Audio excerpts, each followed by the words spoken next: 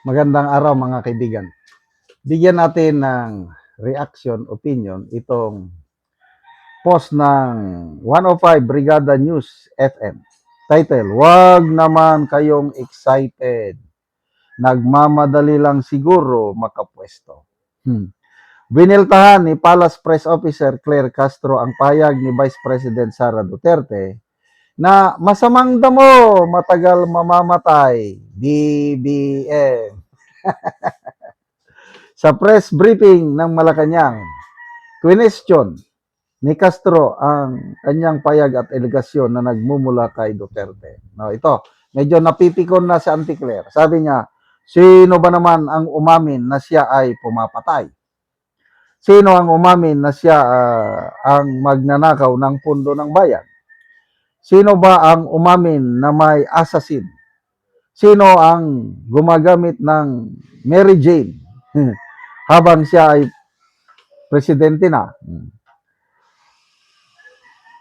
Ano yan, nauna nang sinabi ng Pangulo na marami na umano ang naghahangad na mawala siya sa pwesto dahil sa politika. Maraming humihiling na siya ay mawala na, sabi ng Pangulo. Huwag naman kayong masyadong excited, nagmamadali lang siguro makapwesto. Yan ang humihiling na mawala ang Pangulo. Wala.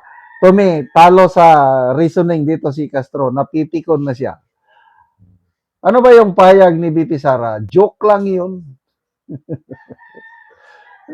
Ang una niyang sinabi, si Tatay Digong.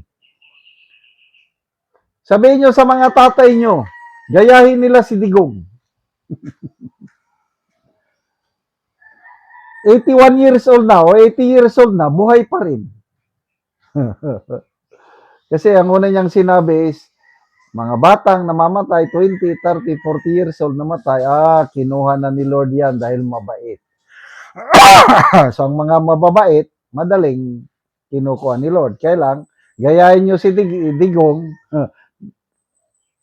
80 years old na, buhay pa rin. Kaya sabi niya, ang masamang damo, sumagot ang audience, matagal mamatay. Di ba ganon?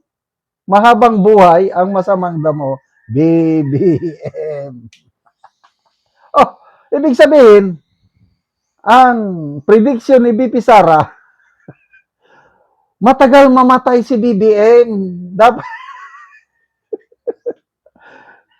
ganon man ang takbo ng patutsada, matagal mamatay si BBM.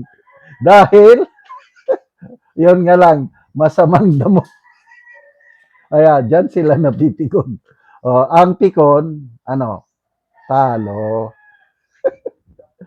Ay, nako. So, may nabasa akong post kanina, si Mark Anthony Lopez yata, sabi niya, the most horrible, the most unprofessional na Palace spokesperson is Claire Castro. Agree ba kayo na pinaka-the worst? Marami na tayong napagdaanan, tayo mga senior, mga tagapagsalita ng Pangulo. Maalala ko, Marcos Senior is Tanyada. Kit Tatad pala. Wow, very professional si Senator Kit Tatad. Cory, sino ba ang mga kalimutan ko sinong spokesperson ni Cory? Si Ramos. Ramos is Lito Banayo ata, political advisor ata si Ramos. Erap, sino ba yung kay Erap? Aquino, si President Noynoy, si Edwin Lasierda, to me. Kahit dilawan yan, okay sa akin si Attorney Edwin Lasierda. Tatay Digong, si Attorney Panelo and Attorney Harry Roque. So, lahat okay.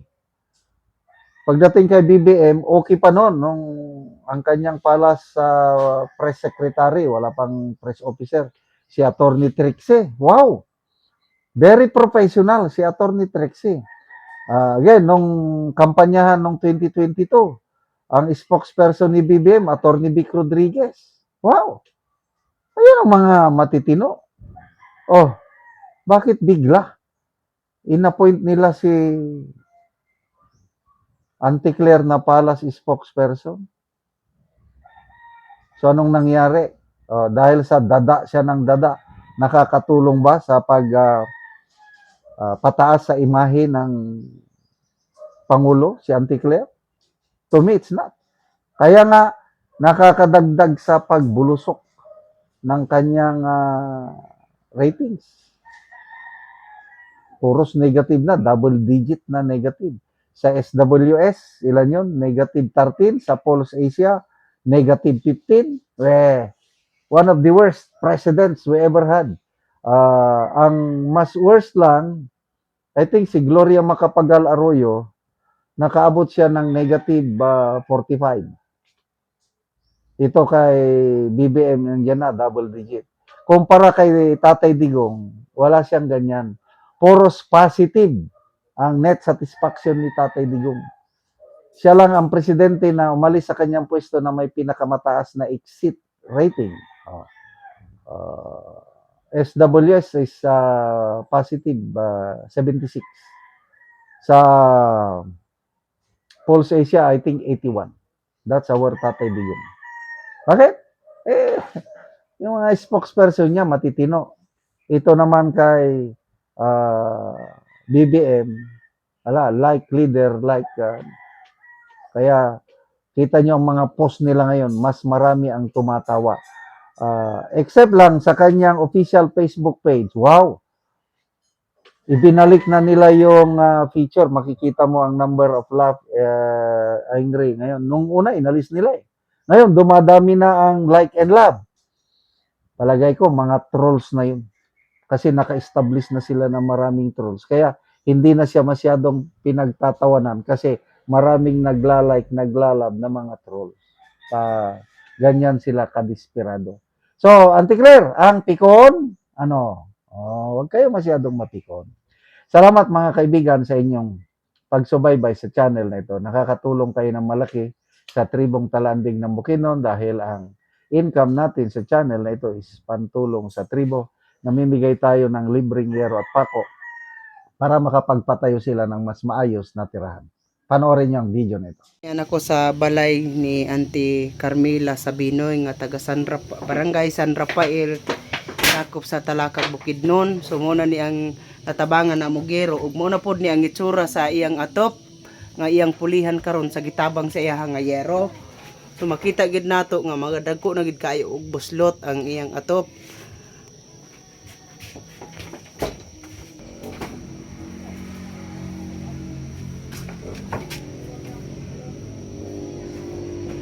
Og ang kinidapit gani trapal lang ang atop. So na tubig nga naputos sa trapal. So mo na ni ang gitabang nga yero nga napulo ka buok nga di 8 kataas.